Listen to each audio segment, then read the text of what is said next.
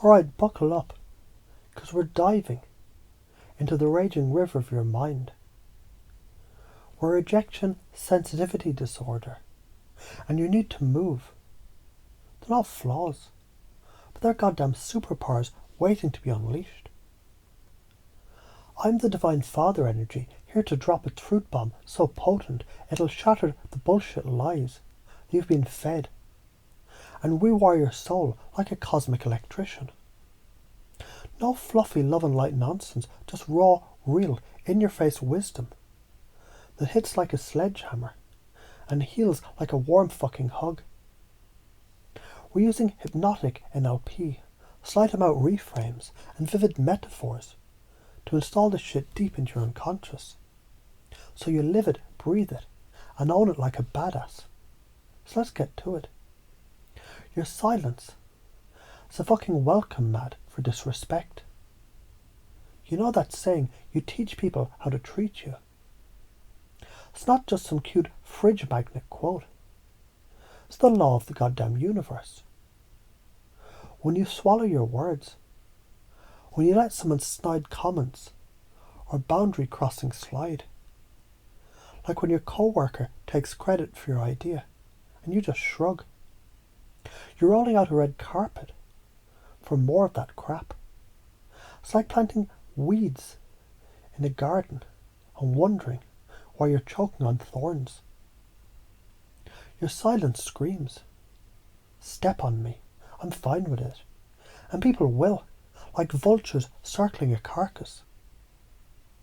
As you hear this, feel your voice rising, like a volcano ready to erupt with power.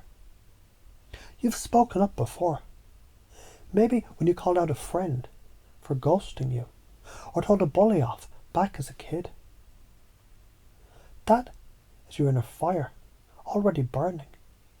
Now let your unconscious mind amplify that flame, guiding you to speak your truth with ease, like a warrior drawing a sword. Every time you feel that urge to stay quiet, notice it, and let your voice flow, clear and strong. Because you're not a doormat, you're a fucking king. How do you already do it? You've set boundaries before, even if it felt small. Like when you told your roommate to clean their dishes, or asked your boss for a deadline extension. That's you teaching people how to treat you, even if it was scary. The new ways to do it, next time someone disrespects you, like a friend cutting you off mid-sentence, pause, breathe and say, hey, I wasn't done talking. It's like flipping a switch from victim to victor. Or write a script for tough talks, like you're a director prepping for a blockbuster scene. Practice in the mirror, then deliver it with swagger. These are your tools to rewrite the script of your life. Why is it important? Science says suppressing your emotions, it floods your system with cortisol, like pouring acid into your veins. Chronic stress jacks your heart rate, tanks your immune system, and leaves you exhausted, like a phone battery stuck at 1%.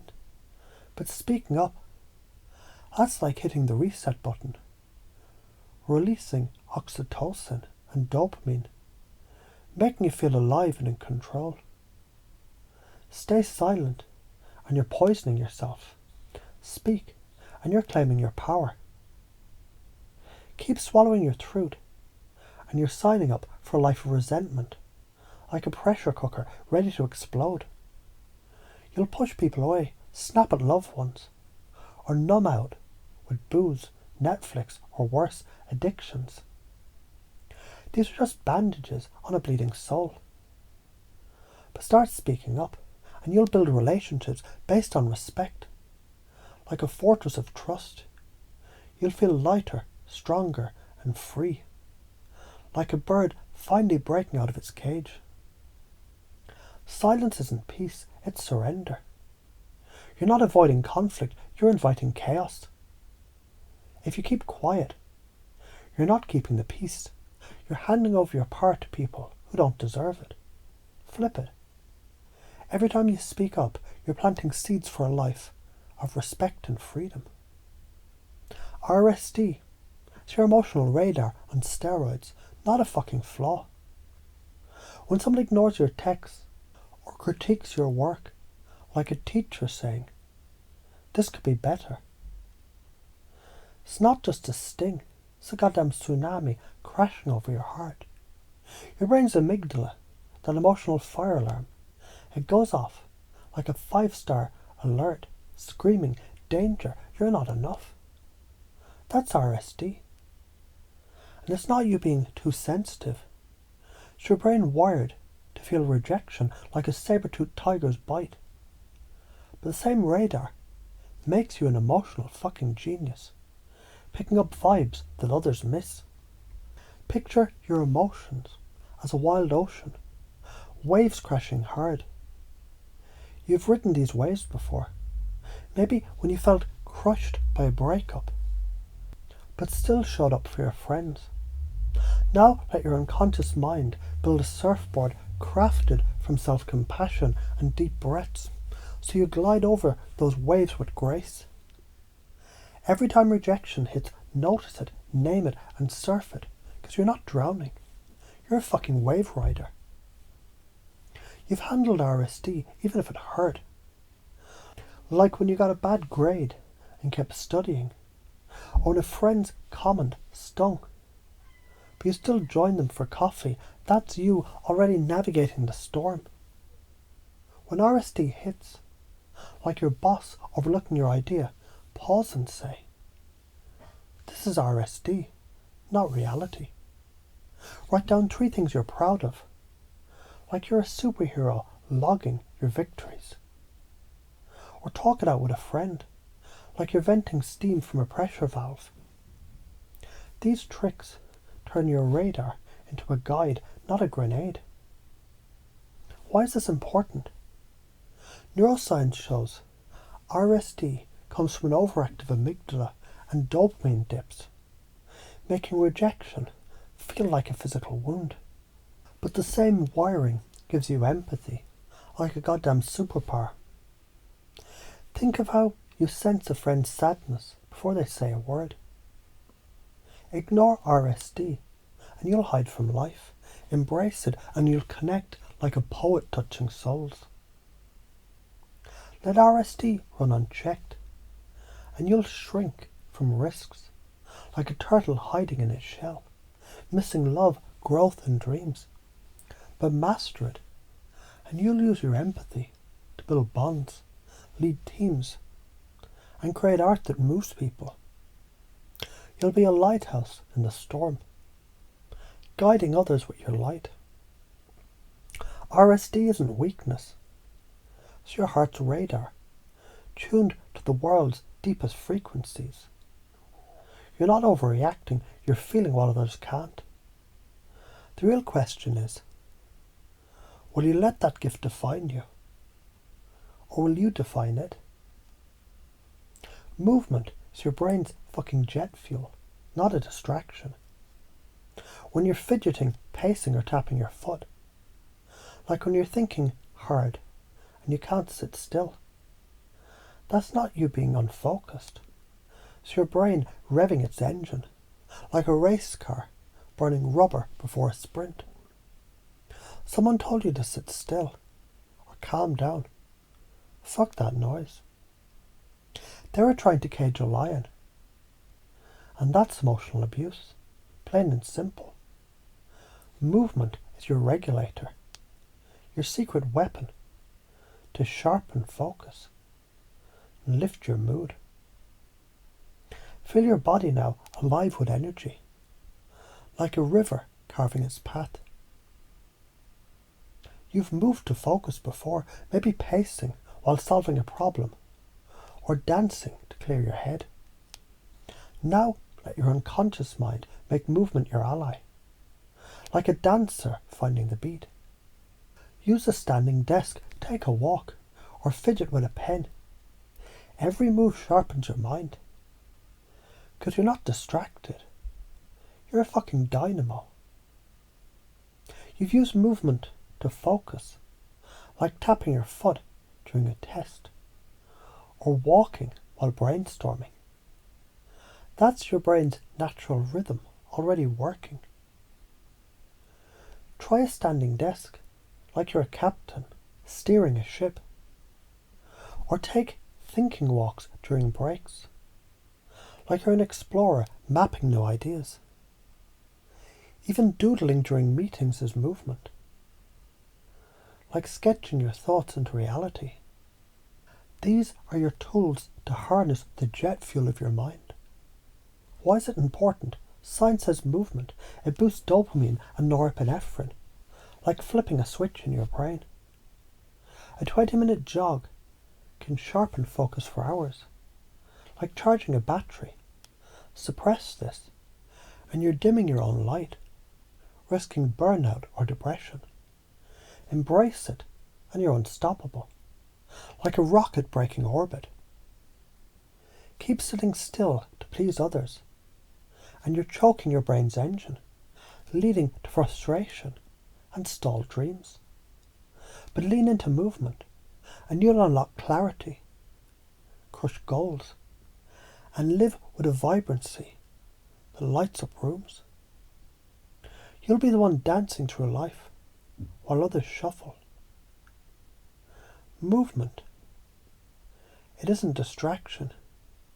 It's your brain's way of tuning in, like a radio finding the signal, telling you to sit still. It's like telling a cheetah to crawl. The real question is, will you cage your power or let it run free? Seeking external validation, it's a fucking trap. Like chasing a mirage in the desert. Every time you wait for someone's approval, like hoping your boss praises your work, or your crush likes your post, you're handing over your power, like giving away the keys to your kingdom. That hole in your soul is bottomless, and no one's opinion can fill it. Only your self-worth can, like a wellspring bubbling from within. As these words sink deep, imagine your heart as a fortress strong and unshakable.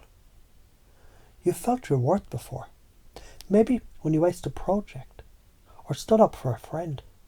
Now let your unconscious mind build that fortress higher, fueled by your own belief. So you move through life with swagger, needing no one's permission. You're not waiting. You're a fucking sovereign, ruling your own destiny. How do you already do it? You've trusted your gut before. Like when you chose a path despite doubt, or created something just for you. That's your inner compass already guiding you. New ways to do it. Write a list of your wins daily, like a warrior tallying victories. When you crave approval, ask, what do I think of me? Or visualize your future self confident and free, like a movie star owning the screen. These are your keys to unlock the prison. Why is it so important? Seeking validation triggers cortisol spikes, keeping you in a stress loop like a hamster on a wheel. But self-worth releases dopamine, like a shot of joy straight to your brain. Science says external validation is fleeting, but internal belief, it's a renewable resource. Keep chasing approval and you're a slave. Own your worth and you're free. Stay hooked on validation, and you'll live for others, like a puppet on strings, drained and unfulfilled. Break free, and you'll move with purpose, like a comet blazing its own path. You'll inspire others, attract real love, and build a life that's yours, not someone else's script. Seeking validation isn't connection, it's a leash. You're not lacking approval. You're overflowing with potential. The real question is, will you keep begging for scraps or feast on your own strength? What matters to to you the most? Feeling free? Being respected? Living authentically? Maybe you crave connection, like a warm fire on a cold night. Or purpose, like a ship sailing toward a distant star.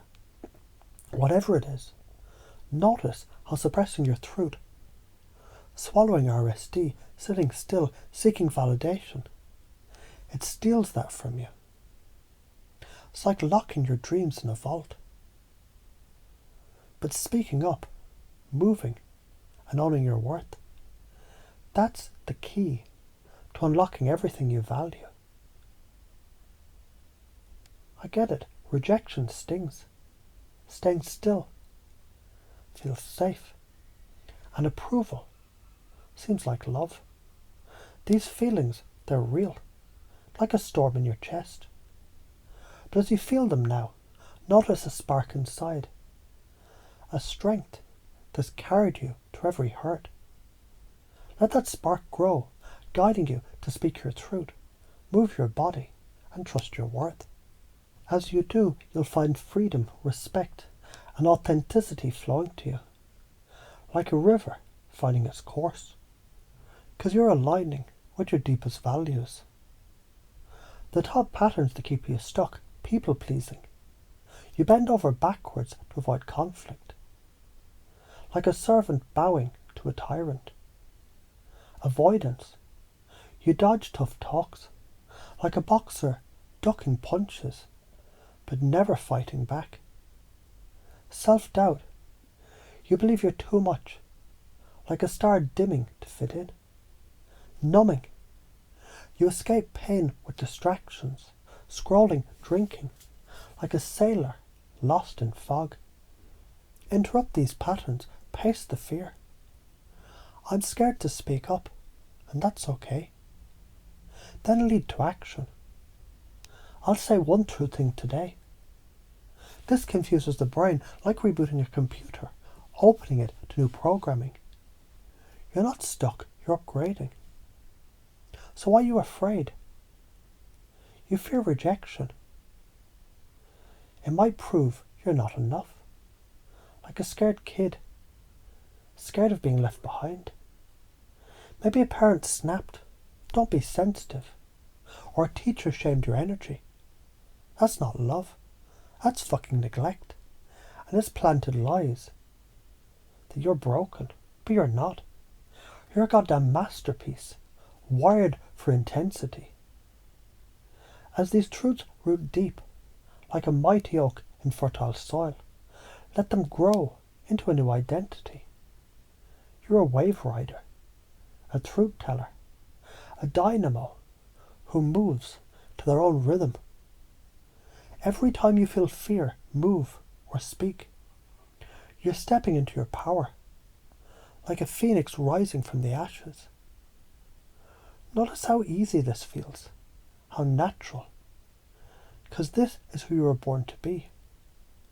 Now go, shine. You're holding the keys to your own kingdom.